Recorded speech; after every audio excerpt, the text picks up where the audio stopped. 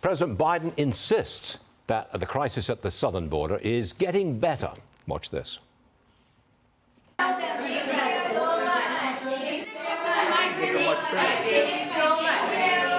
Looking much better. No, you see it. Okay, looking much better. Congressman Pat Fallon, Republican from the great state of Texas, joins us now. 6 people on the FBI terror watch list were arrested at the southern border in just 2 days. How is it getting better, Congressman? Stuart, it's not. And if you look at the numbers, we don't even have April's numbers yet from this year, but we have them from last year in the last month of April that President Trump was in office. And from 2020 to 2022, that April was 234,000 illegal crossings in 22. It was 1,258% worse than the last April President Trump was in office. And we never had seen in our history over 200,000 illegal crossings until Joe Biden became president. And now we've essentially seen it for 14 months in a row. And Stuart, now they're paroling about 100,000 and not counting that as illegal crossings, which means we've really cracked the 300,000 threshold. So it's getting much worse. Crisis, catastrophe, now cataclysmic. Now, you said that they're paroling, what, 100,000? By paroling, you mean that they get in, they're processed, they enter the country, they don't have a court date, they're just in. That's it. That's 100,000 in what, the last 2 or 3 weeks? Is that it?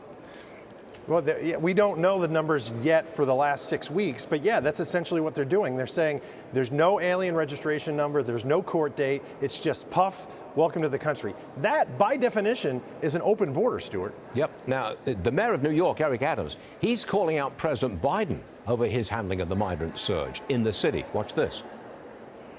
Where the heck is the President of the United States? That is a good question, and I think we all should be asking, why is this happening? This should not be happening to New York City, Chicago, Los Angeles, and the other big northern cities, and really it should not be happening to El Paso or Brownsville, Texas. No city should be carrying this burden. This is a national problem, and it needs a national solution. Congressman, if I may, I think that Texas should be sending migrants to all those citizen states that have declared themselves sanctuary citizen states. Why not? No, Stuart, you're absolutely right, 100%. What Joe Biden has done is made every state a border state. And I can't believe I'm about to say this, but I agree with Mayor Eric Adams. He's right. Joe Biden has been asleep at the wheel for 2.5 years on this.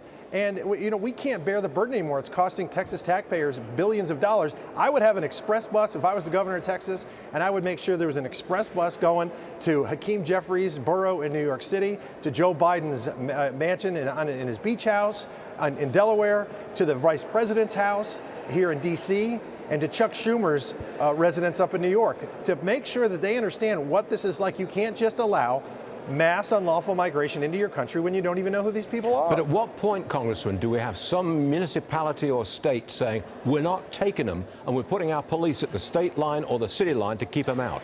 At what point does that happen?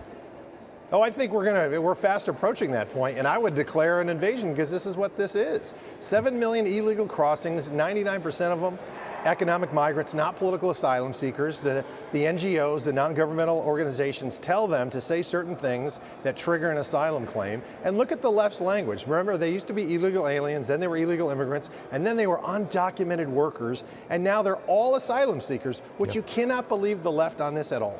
Good, well said. Congressman, thank you very much for being with us on an important day. Appreciate it always. Thank you, sir. Thanks, Stuart.